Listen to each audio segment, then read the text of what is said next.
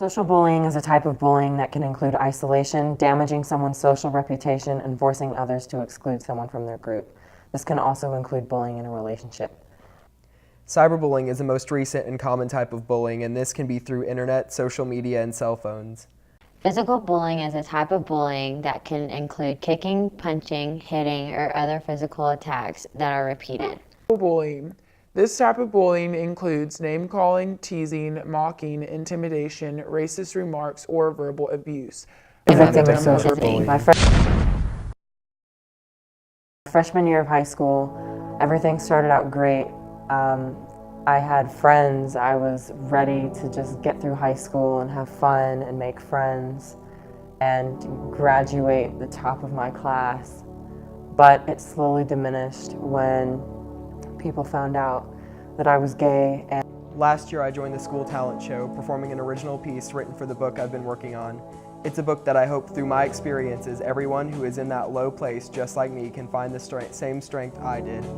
After my performance and throughout the rest of the show, there were all sorts of negative and rude comments posted on Twitter and other social media sites.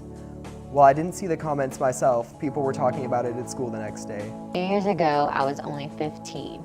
I was dating an older guy who I thought was cool, nice, and sweet, but then he turned out to be abusive. He started to show signs, but I just thought that he was in a bad mood, so I ignored them. Then one day, he and I were arguing at his house, and he lost his temper so bad that he threw me down the stairs. I didn't know what to do. I was really scared.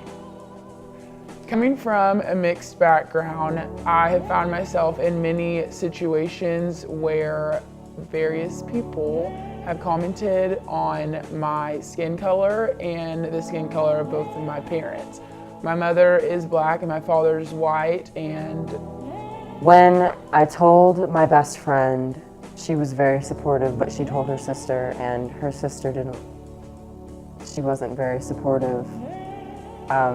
She came into the cafeteria one morning and just told me that basically if I didn't die, she would kill me. Later that day, another guy told me that I shouldn't worry about it anymore, that I should just kill myself. And it was really difficult because the guy was a jock. He was a football player. He was dating a cheerleader. And word like that gets around quickly through the locker rooms and the school and the cafeteria. And before I knew it, everybody was looking at me and staring at me because everybody knew. And in such a small town, it's really hard for people to accept it. Sometimes I feel uncomfortable when I'm hanging around my black friends. I often get comments made that I'm too white or my personality doesn't mix in. And other times when I'm hanging around my white friends, I find myself being too black for them, which ultimately hurts my feelings and doesn't make me want to hang out with them. And so I struggle to find a stable group of friends that I belong in. I got death threats, people taunting me, people messaging me on Facebook telling me that I was stupid and that I was wrong and that I should go to hell for who I was. And it got to the point where I didn't feel like I had anybody.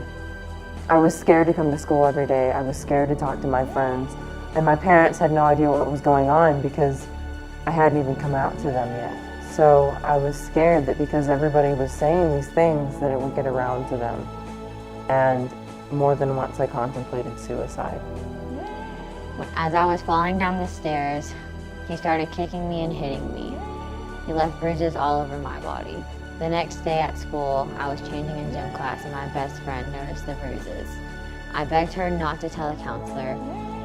For some reason, I didn't want anyone to find out what he had done. She agreed, but then at lunch, without me knowing, she told some teachers and the nurse.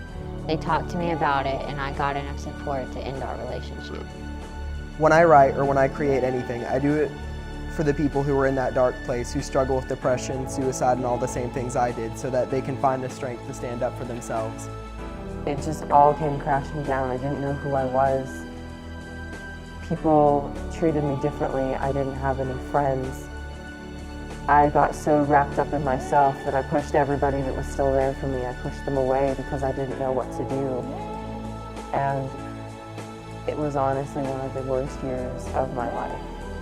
Experiencing this makes me feel lonely at a lot of times, and also makes me feel like I have no one to hang out with or be around with because of my skin color. I'm not welcomed in certain type of groups, and I cannot find true friends, which essentially hurts my feelings and makes me feel worthless at times.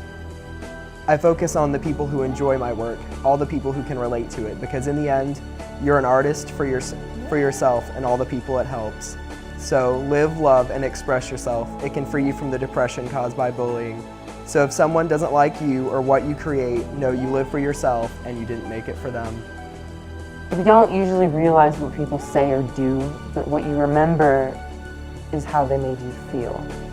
So I've tried to take that pain and I've tried to turn it into something creative. I've tried to help people who have gone through similar things and show them that you can't always give up, that there's always another option.